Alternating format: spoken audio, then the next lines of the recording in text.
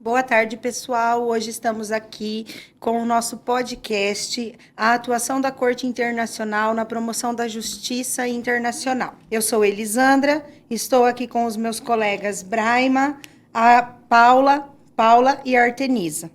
Somos alunos do quarto ano do período de direito, e estamos aqui hoje para falar sobre a Corte Internacional de Justiça, que é o principal órgão judiciário das Nações Unidas, criada em 1945 em Haia, nos Países Baixos.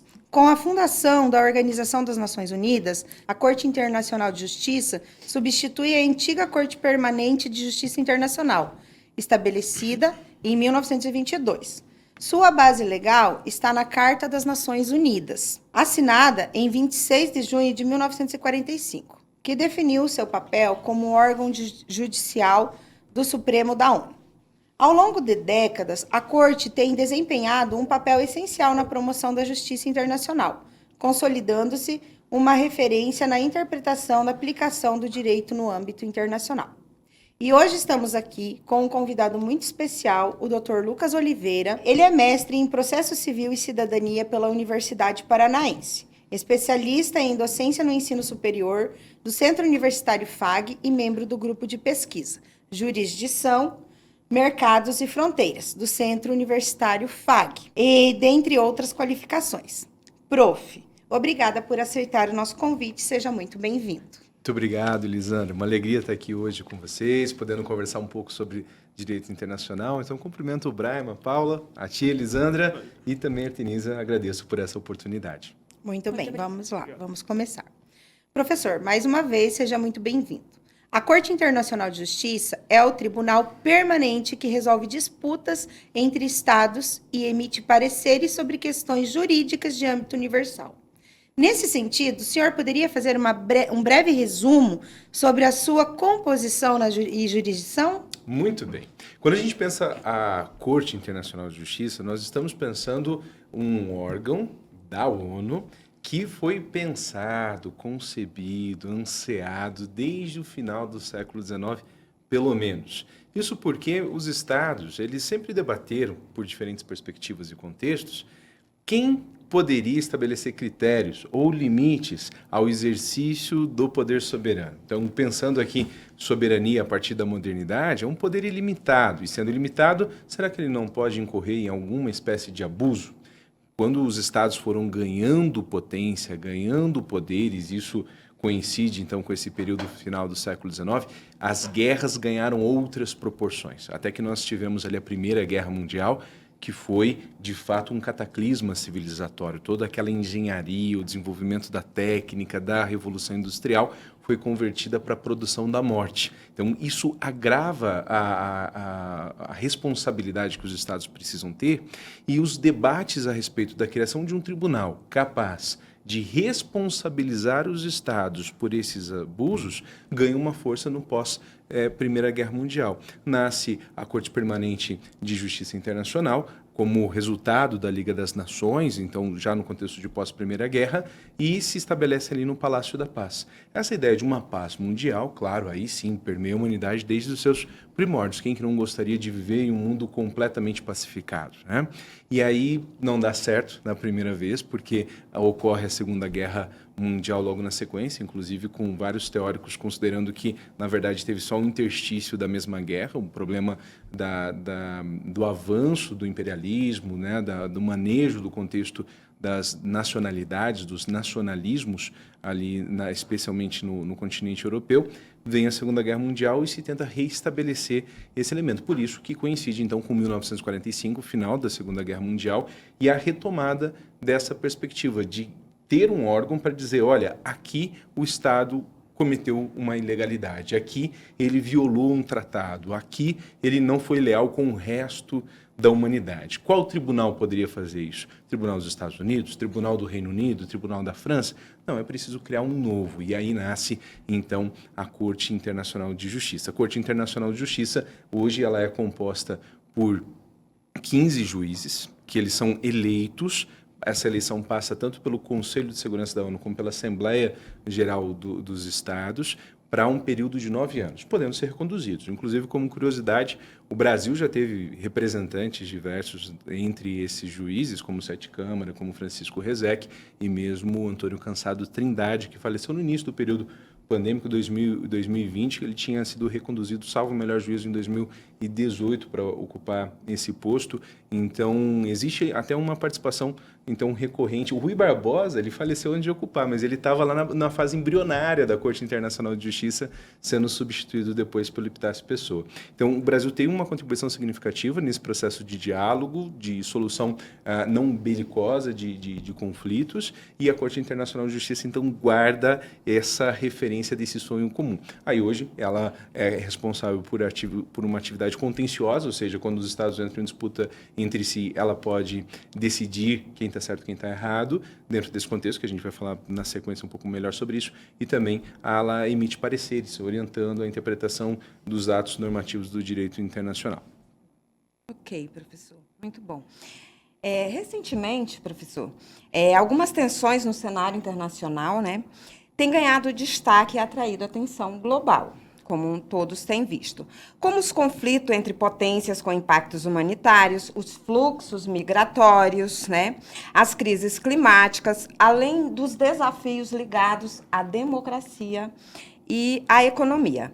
Diante desse contexto, surge a questão: é possível conciliar a legitimidade jurídica com a necessidade de respostas rápidas em crise? Muito bem. Quando eu olhei essa parte do nosso roteiro para conversar hoje, eu lembrei de um poema do Paulo Leminski, que eu vou pedir licença para ler, que eu não consegui decorar o poema, mas eu acho ele muito pertinente para essa pergunta. O nome do poema se chama Bem no Fundo. Ele foi escrito pelo Paulo Leminski em 1987. No fundo, bem lá no fundo, a gente gostaria de ver nossos problemas resolvidos por decreto. A partir desta data, aquela mágoa sem remédio é considerada nula, e sobre ela, silêncio perpétuo. Extinto por lei todo remorso, maldito seja quem olhar para trás. Lá para trás não há nada, e nada mais. Mas problemas não se resolvem. Problemas têm família grande, e aos domingos saem todos a passear. O problema, sua senhora e outros pequenos probleminhas. Então, nesse poema aqui do Leminski, existe algo que diz sobre essa nossa condição humana e, às vezes, até de algo que nós, no direito, acabamos acreditando no nosso processo de formação, que o direito é capaz de resolver os problemas da humanidade na base da força. Tanto é que, quando se quer desqualificar o direito internacional, costuma-se usar um argumento que é provocativo, deve ser pensado, claro, de que o direito internacional é um cachorro sem dentes, né? Ele late, mas não consegue morder, justamente porque faltaria a esses órgãos internacionais mecanismos de coerção que permitissem dar cumprimento às suas decisões. Então, quando a gente pensa assim, olha, será que a Corte Internacional de Justiça, ela de fato consegue resolver os problemas que os estados a desafiam, né? E, então, isso é um ponto interessante, porque se a gente olhar com rigor, a resposta é não. E esse é um primeiro ponto que todo mundo que pretende pensar isso de forma mais séria precisa considerar. Agora, se a gente olhar também para os fóruns do dia a dia, né, para as varas criminais, será que esse monte de tribunais de júri que acontecem conseguem acabar com o homicídio no país? Com os crimes dolosos contra a vida? Será que, eventualmente, todo esse caminhão de sentenças que são prolatadas todos os dias, de recursos apreciados, são capazes de fato, resolverem os problemas sociais como nós gostaríamos que fosse? Então, se o direito interno, revestido de poder soberano, não consegue, me parece que há uma desproporcionalidade olhar com um rigor maior para o direito internacional do que aquilo que o direito nacional consegue, de fato, entregar. Então, aqui existe um papel que depois a gente pode até conversar um pouco mais sobre isso, que é ter um critério. Direito é isso, é buscar critérios adequados para estabelecer limites ao exercício do poder, seja esse poder de qualquer natureza, né? Independentemente da natureza que ele se manifeste. Então, nesse sentido, a Corte tem um papel simbólico, histórico, e aqui que se pretende, talvez um dia, é algo que não está construído e acabado, de conseguir, de fato, com uma eficácia maior do que a história nos mostra, arbitrar esses conflitos internacionais. Mas é bem verdade que hoje ela encontra uma grande dificuldade, tanto em relação ao tempo da resposta, porque demora mais do que as tragédias, os cataclismas civilizatórios demandam para que eles se manifestem e ocorram em suas consequências, e também em relação à própria efetividade das decisões. Isso permanece sendo um desafio. Legal. Professor, a gente sabe que a interpretação e aplicação do direito são etapas essenciais, né? Tanto para transformar normas em decisões, tanto ações concretas. E eu tenho uma dúvida que acredito que a maioria do pessoal de casa. Como a Corte Internacional de Justiça interpreta e aplica o direito internacional nos seus julgamentos? Muito bem. Nós temos para isso um artigo específico no Estatuto da Corte, que é o artigo 38. E lá ele é bem importante porque ele estabelece quais são as fontes, onde que a Corte vai buscar as regras, os fundamentos para a sua decisão. Então, quando foi criada a ONU, Paula, teve uma carta. A carta é como se fosse o contrato social da ONU. Quando vai abrir uma empresa, tem um contrato social. Ali houve um tratado internacional multilateral, no sentido de que diferentes estados puderam subscrever, né, se tornar signatários ou depois, eventualmente, aderir a esse tratado. E aí, junto com a Carta da ONU, houve o estabelecimento do Estatuto da Corte, que são as regras do jogo, como a Corte iria funcionar lá no Palácio da Paz, nos Países Baixos, que é onde fica o prédio. Pois bem, e aí no artigo 38 desse documento, no Estatuto da Corte, existem as fontes de direito que são consideradas, então, que é a dúvida que a Paula nos trouxe.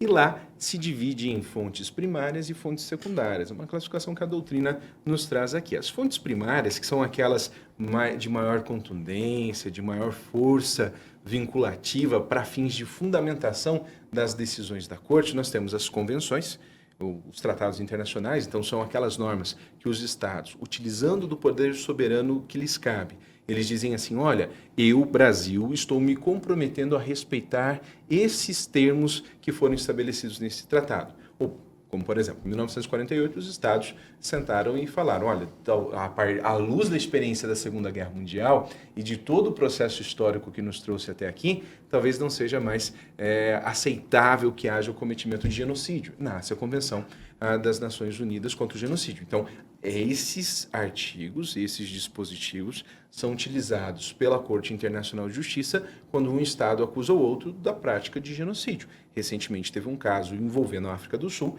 que processou Israel e ganhou a adesão de vários outros Estados em relação à prática de genocídio contra a população palestina. E a Corte não teve sentença por hora, mas emitiu medidas cautelares no sentido de reconhecer, sim, potencial prática de genocídio nesse contexto, com base nessa Convenção de 1948, da qual Israel também é signatário. Então, nesse caso, é uma primeira referência de fontes aqui que nós consideramos. Outra situação são os costumes. Os costumes são práticas, desde a época lá, por exemplo, do Luís XIV, então, final do século XVII na França, que são as práticas de relações diplomáticas entre os estados, já consolidadas há muito tempo e reconhecidas também como obrigatórias, que não precisam sequer estar escritas, mas que fazem parte do costume. É igual quando a gente entra na sala de aula e alguém senta na nossa cadeira. Parece meio desrespeitoso aquilo, né? O costume vincula. Então, se eu sentei naquela cadeira todos os dias, eu tenho direito, preferência de no dia seguinte também sentar naquela cadeira. Se esses costumes já são entendidos quase como obrigatórios dentro de uma sala de aula, imagina num espaço de relações diplomáticas como acontece aqui no direito internacional. E uma terceira fonte aqui são os princípios gerais do direito internacional, também considerados como fonte para a decisão. A jurisprudência e a doutrina entram como referências secundárias, sem prejuízo também de, quando os estados aceitarem, haver o julgamento conforme uma noção que a doutrina diverge um pouquinho sobre a tradução, mas a noção de equidade ou conforme o justo e o bom também é possível, que seria uma noção de justiça a par, então, dos termos que as regras estabeleceriam para um caso concreto. Isso também é possível. Boa. Prova. Falando sobre efetividade versus formalismo, onde as decisões podem existir no papel, mas com a falha na execução prática, que dificultam o cumprimento real dessas decisões. Nesse sentido, o senhor poderia dizer quais os principais limites e desafios da execução das decisões da Corte Internacional de Justiça? Perfeito. Então, isso passa por parte da conversa que a gente estava tendo há pouco, no sentido de que se um juízo hoje determina busca e apreensão na casa de alguém, conforme as regras que o direito previamente estabelece, tem uma força policial caso a pessoa que está lá dentro da casa se opõe. Tipo, não vou abrir a porta. Tá bom, então a porta vai ser arrombada, se for necessário. Não existe uma polícia para atender a Corte Internacional de Justiça que esteja à disposição dela e somente dela sem intermediários. Esse talvez seja o ponto dos 100 dentes daquela metáfora que eu mencionei há pouco aqui na outra pergunta. Então, esse é um primeiro obstáculo. Então, por exemplo, houve um caso onde um cidadão paraguaio, salvo o melhor juízo, em 1992, ele foi preso acusado de um homicídio no território dos Estados Unidos. E não teve assistência consular, então não teve a possibilidade das autoridades paraguaias auxiliarem com tradução, com a orientação jurídica necessária, de modo que ele, por exemplo, poderia ter escolhido entre a prisão perpétua, se ele confessasse o crime antes do júri, ou ele aceitar não confessar e correr o risco de ser submetido à pena capital, à pena de morte no estado da Virgínia. E aí faltou uma orientação, uma melhor compreensão do processo, então isso violou o devido processo legal e as convenções pertinentes a esse caso também, a Convenção de Viena que trata sobre isso. Então, nesse caso, o Paraguai processou os Estados Unidos e houve a efetivação de medidas cautelares, medidas provisórias da Corte, que é a nomenclatura que normalmente se traduz, no sentido de determinar que os Estados Unidos adotassem determinadas obrigações que ele simplesmente decidiu não cumprir. E executou. O cidadão paraguaio, o Angel Francisco Breart, foi executado, então, pelos Estados Unidos. E, nesse caso, se recorreu a quem? Quem que dá efetividade às decisões da Corte, que empresta essa força coercitiva quando necessário? O Conselho de Segurança da ONU. Só que quem está no Conselho de Segurança da ONU?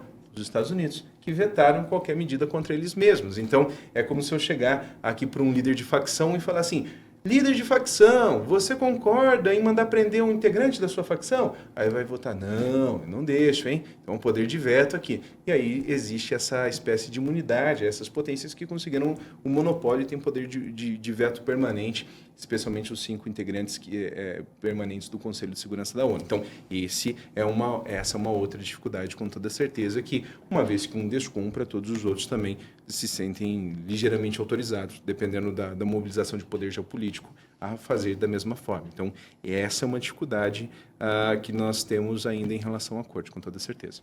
Muito bem. Então, nós estamos aqui hoje, para explorar a questão da Corte Internacional de Justiça, Então, nós já sabemos que ela é o principal órgão judiciário das Nações Unidas. E ela desempenha, então, um papel crucial nas disputas internacionais. Este órgão desempenha um papel importante, principalmente na resolução de conflitos, que é o principal órgão judicial da ONU, da Organização das Nações Unidas.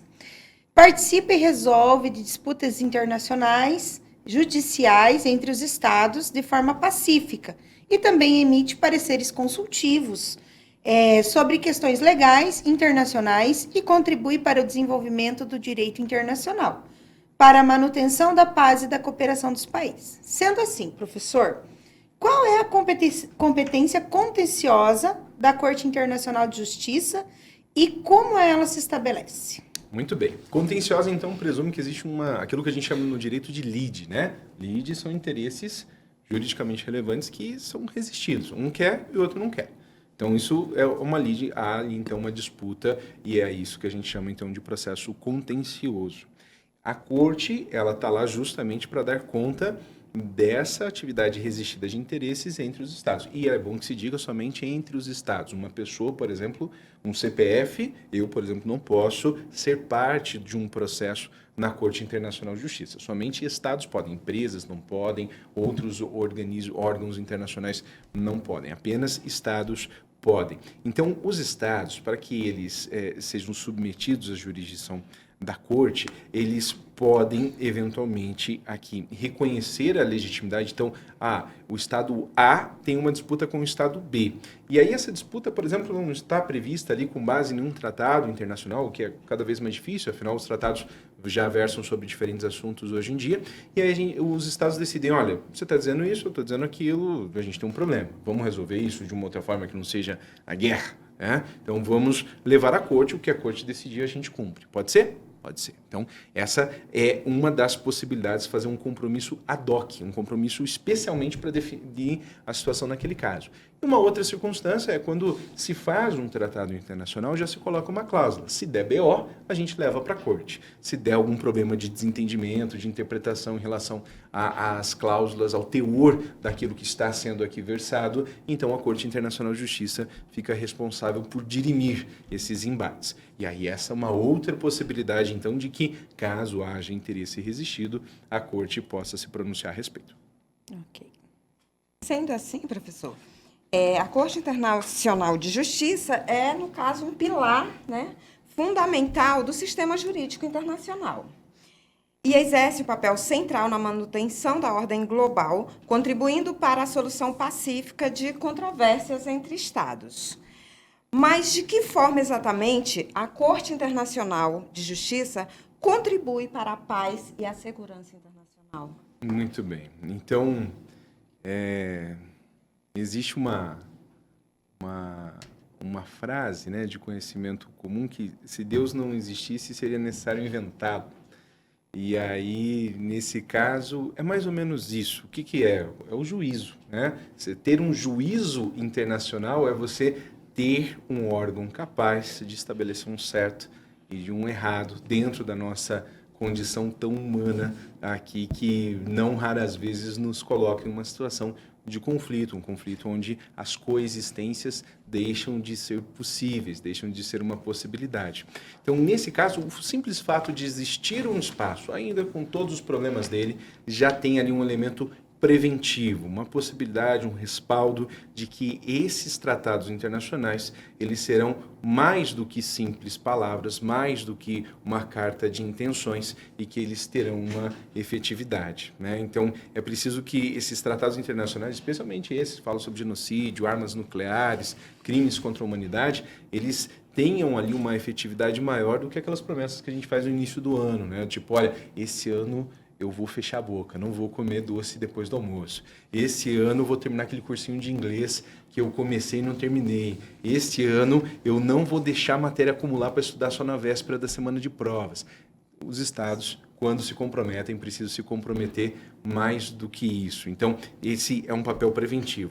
O outro elemento aqui é a importância que a Corte desempenha em relação às interpretações dos tratados existentes. Então, também um papel consultivo. Recentemente, a Corte se manifestou a respeito da extensão das obrigações dos Estados frente à crise climática. Então, essa foi uma manifestação importante, de forma a reconhecer a obrigação dos Estados na proteção do meio ambiente como parte já de um costume internacional e, portanto, aqui que precisa ser vinculante. Um elemento simbólico político, que é justamente a crença de que as soluções devem passar pela discussão jurídica, não pelo apelo de guerra, não pela saída do confronto, além de uma saída institucional, justamente porque ela acaba dialogando também impreterivelmente com órgãos aqui do sistema internacional, reforçando reciprocamente a legitimidade de cada um deles.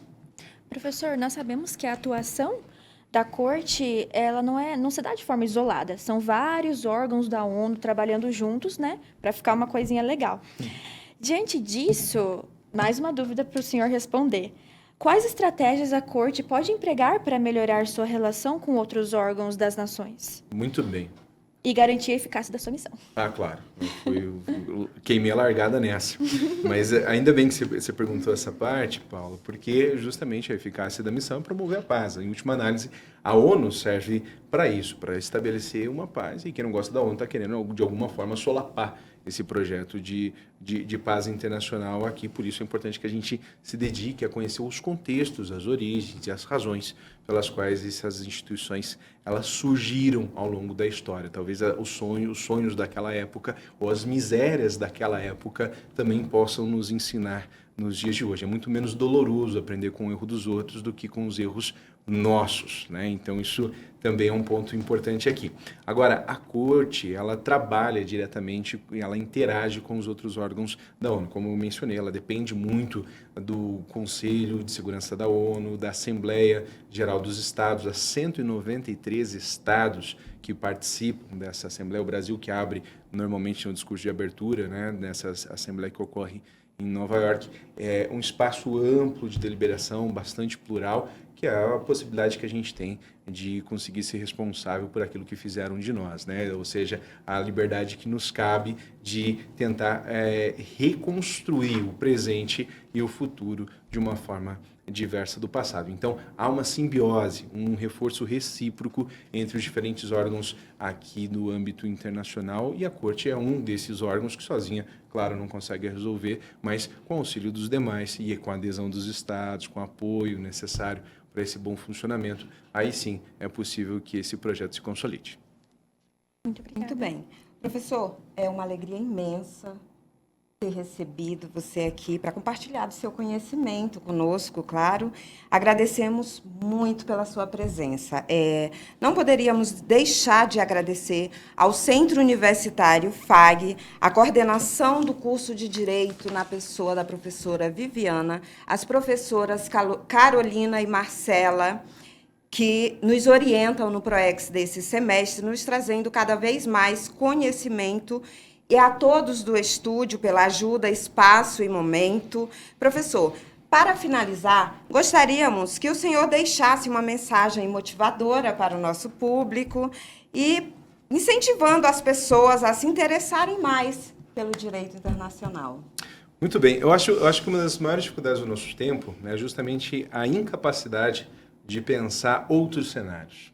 E aí me corta o coração quando eu vejo, por exemplo, os jovens, né, com todo um horizonte de vida, ou mesmo quem está, não necessariamente ali nos seus 18, 19 anos, mas que tem a oportunidade de descobrir um horizonte tão imenso quanto o direito oferece, aderindo a propostas simplistas para questões complexas. Há uma dissonância cognitiva que permeia a nossa sociedade, e isso talvez a gente possa conversar em um outro programa, mas eu gostaria de deixar aqui um apelo, um convite de esperança, no sentido de acreditar que é possível. A gente olha tanta desgraceira nesse mundo, que é possível, pelo direito, entre outros caminhos, a construir um outro mundo que é necessário, né? Então, eu falei do Leminski, eu vou terminar com o Mário Quintana.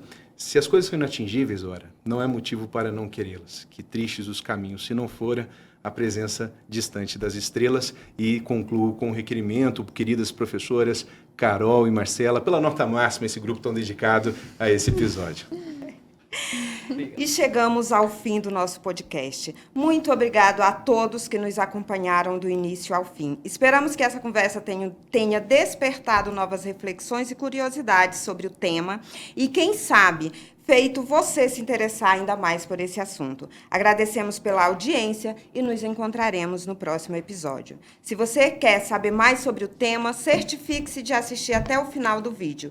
E se você quiser se conectar conosco e receber atualizações exclusivas, inscreva-se no canal e ative o sino para notificações.